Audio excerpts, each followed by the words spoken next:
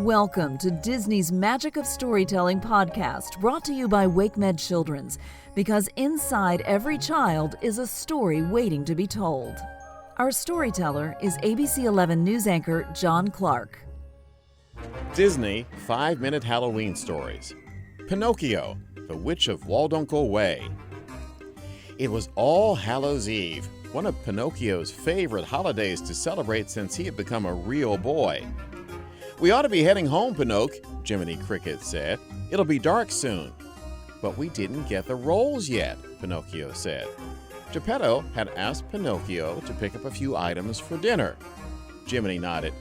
"Let's get them," he said, eyeing the full moon rising over the forest beyond the village. "But shake a leg." As they walked toward the bakery, Pinocchio overheard one of his favorite villagers, Old Grauerbart, telling a story. "Legend has it that every All Hallows Eve the Witch of Waldunkel Way sneaks into town from her cave near Burnt Tree Cliff," Old Grauerbart said. "What does she want?" Pinocchio asked. "A new familiar," the old man said.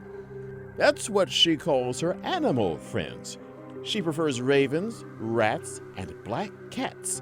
Once she chooses an animal, the creature is never seen again." Jiminy tugged on Pinocchio's sleeve.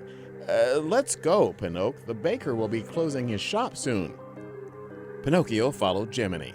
A few minutes later, rolls in hand, the pair started for home.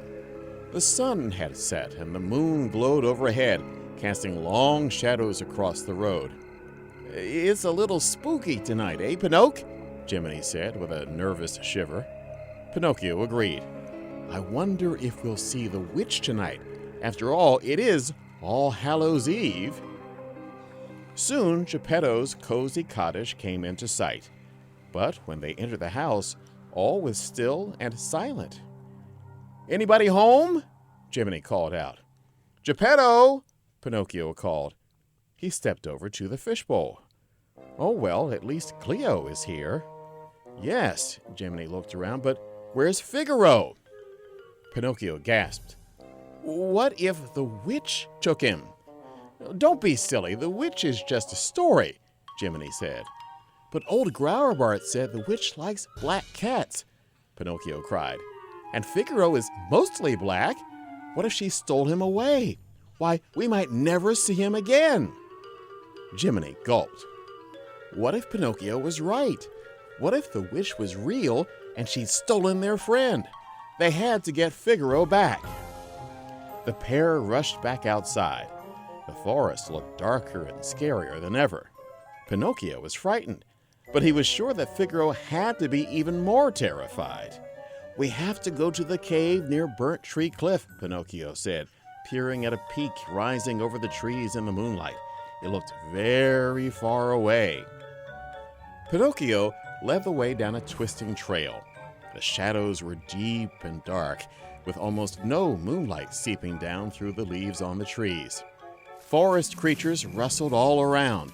At least, Pinocchio hoped they were just forest creatures. "Ah!" Jiminy yelled as something leaped out in front of him. "Witch!" Pinocchio shouted. But it wasn't a witch. It was only a deer. Pinocchio breathed a sigh of relief.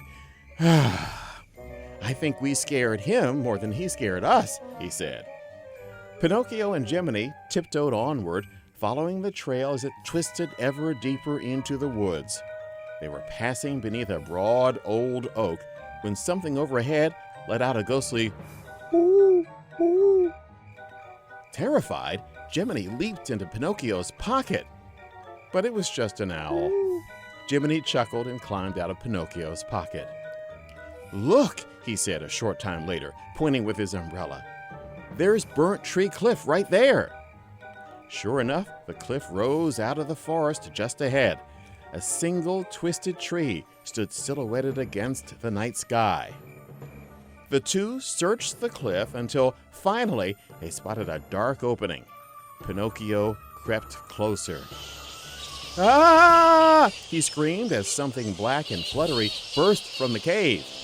Bats! Lots and lots of bats! Pinocchio and Jiminy flattened themselves on the ground until the creatures had all passed. "I thought that was the witch coming for us," Jiminy said. Pinocchio peered into the cave. "She must still be inside." Jiminy lit a match, and the two slowly stepped into the cave. "Oof!" Pinocchio blurted out a moment later as he bumped into a hard stone wall. They'd reached the back of the cave. "It's not a very big cave, is it?" Jiminy said. He turned in a circle, shining his tiny light into every nook and cranny. "Where's the witch?" Pinocchio wondered aloud. And, more importantly, where's Figaro? Disappointed, the two friends returned home. "However will we break the news to Geppetto?" Jiminy asked as they approached the moonlit cottage. "Look, there's Geppetto now!" Pinocchio pointed to the road beyond the cottage. Sure enough, Geppetto was marching along from the direction of the village. And right beside him was "Figaro!" Pinocchio and Jiminy cried. "You're safe!" Geppetto scratched his head in confusion as Pinocchio hugged Figaro. "What's going on?" he asked. Pinocchio explained that he thought the Witch of Waldunkel Way had taken Figaro. "Oh, that old rascal Grauerbart is always spinning tall tales," Geppetto said. "Figaro came with me to the butcher. I forgot to ask you to pick up some chops for supper." Jiminy nudged Pinocchio with his umbrella.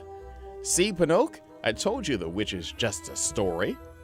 At that moment, a howl rang out from somewhere deep in the forest. Much closer, leaves rustled in the shadows beside the road.